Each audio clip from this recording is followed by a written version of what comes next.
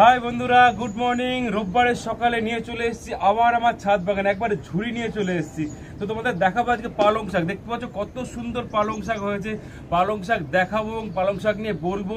এই যে পালং শাকগুলো দেখতে পাচ্ছ, এগুলো মাত্র 1 মাসের মধ্যে আমি রেজাল্ট পেয়ে গেছি। মানে বীজ বোনা থেকে এই বড় হওয়া অব্দি 1 মাসের মধ্যে পেয়ে গেছি। এর আগে আমি যতবার পালং শাক বুনেছি, এই বছর যেন সবচেয়ে ভালো হয়েছে আর কি। দেখতে পাচ্ছ কত ঘন ঘন হয়েছে, কিন্তু সবচেয়ে কম খেটেছি এইবারে আর কি।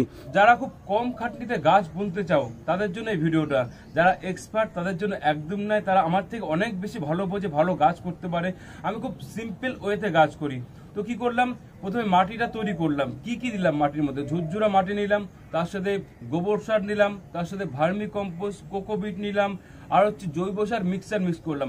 মাটিটা তৈরি করাই কিন্তু আসল কথা আর কি। যে কোনো গাছের ক্ষেত্রে মাটি যদি ভালো তৈরি না হয়, গাছ কিন্তু একদম ভালো হবে না, পরে যতই সার দাও। তাই মাটিটা কিন্তু খুব ভালো মতন তৈরি করতে হবে। হয়ে গেল মাটি তৈরি। এবারে ট্রের মধ্যে রাখলাম, এরকম ট্রে নিলাম। রাখার পরে বীজটা কি করলাম, পালং শাকের বীজটা আগের দিন ভেজালাম, ভালো করে ভেজালাম। ভেজানোর পর পরের দিন এবার ছড়িয়ে দিলাম এখানে।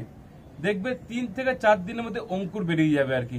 ঠিক আছে, এবং খুব তাড়াতাড়ি বেরোয় আর কি। তো তারপরে কি করে, জল কিন্তু মগ দিয়ে ছিটিয়ে দেবে না, স্প্রে করে দেবে আর কি। তাহলে দানাগুলো একবার এদিক ওদিক চলে যাবে, এরকম ভাবে সুন্দরভাবে হবে না। তো গাছটা যখন এইটুকু বড় হবে, একটু বড় হবে আর কি, তখন কি করে প্রথমে মিক্সচার দিয়েছে আর কি, জৈব সার, যেটা ডাস্ট আর কি, ছড়িয়ে দিলাম। তারপরে কি দিলাম, আর একটু বড় হওয়ার পর এবার সর্ষে খোল দিলাম। সর্ষে খোল পচিয়ে তারপরে দিলাম আর কি, এখানে ছড়িয়ে দিলাম পাতলা করে। ঠিক আছে, তো এখন অব্দি আমি মাত্র 2 বার সার দিয়েছি এখানে, বুঝতে পারছো? তো লোকে বলে যে অনেক খাটতে হয় গাছের পিছনে, একদম নয়। এই বছর আমি একটা জিনিস লক্ষ্য করলাম, এবার আমি ঠিকই করে নিয়েছিলাম যে কম খাটবো, এবং টাইমও দিতে পারিনি। এবং কম খাটার পর দেখতে পাচ্ছ কত সুন্দর হয়েছে। সবচেয়ে মজার কথা আরেকবার বলছি, এই বছরই সবচেয়ে ভালো পালং শাক হয়েছে, মানে যতবার পালং শাক করেছে আর কি।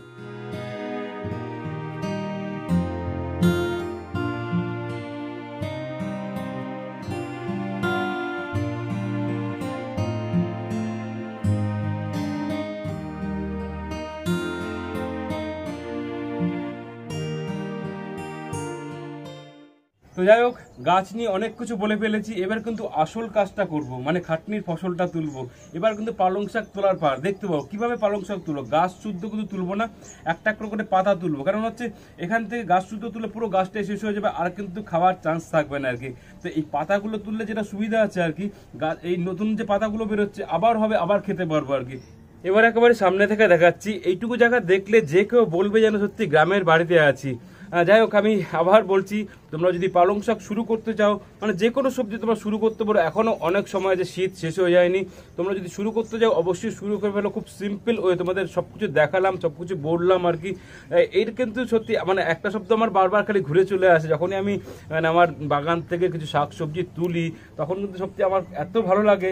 তো তোমরা কিন্তু এই আনন্দটা পেতে পারো যদি গাছ করো। অবশ্যই আমরা প্রত্যেকেই ব্যস্ত আজকালকার দিনে, কিন্তু ব্যস্ততার মাঝে একটু যদি সবুজ নিয়ে থাকে, দেখবে তোমার মন কিন্তু অবশ্যই ভালো হয়ে যাবে। এবার দেখো, এবার আরো সামনে চলে আসলাম আর কি। তোমাদের বিভিন্ন অ্যাঙ্গেল থেকে দেখাচ্ছে এই কারণেই যে দেখতে ভালো লাগবে। তোমরা যদি এইভাবে দেখে যদি একটু গাছ করতে যাও, আমার ভালো লাগবে। প্রচুর মানুষ আছে, প্রচুর বন্ধু আছে যারা জিজ্ঞেস করছে কিভাবে করব, তারা আগ্রহ প্রকাশ করছে এবং তারা শুরু করেছে। দেখতে পাচ্ছ, দেখো কত সুন্দর লাগছে। অনেকটা তোলা হয়ে গেছে, ভিডিওটির প্রায় শেষ পর্যায়ে চলে এসেছে। দেখতে পাচ্ছ প্রথমে কতটা ছিল বাগানটা, একেবারে থকথকে, আজকে একেবারে ফাঁকা হয়ে গেছে। তো কোনো ব্যাপার না, আবার আমরা 4-5 দিন বাদে বা 7 দিন বাদে এখান থেকে তুলতে পারবো। যাই হোক বন্ধুরা, এবার শেষ করো ভিডিওটি। তোমাদের যদি কোনো প্রশ্ন থাকে, আবার বলছি অবশ্যই করবে, আমি সাধ্যমতো উত্তর দেওয়ার চেষ্টা করব। এবং আমি দেখছি গাছের ভিডিওতে সবাই খুব বেশি আগ্রহ দেখাচ্ছে, খুব সুন্দর রেসপন্স করছে আর কি। যাই হোক বন্ধুরা, তোমাদের এবার কিন্তু শেষ করার পালা। আমি বলতে থাকলে বলতেই থাকি আর কি, বলা শেষ হয় না। কতটা তোমরা নিতে পারছো বুঝতে পারছি না। যদি ভালো না লাগে অবশ্যই বলবে, মানে সবকিছু ভালো লাগতে হবে তার কোনো মানে নেই।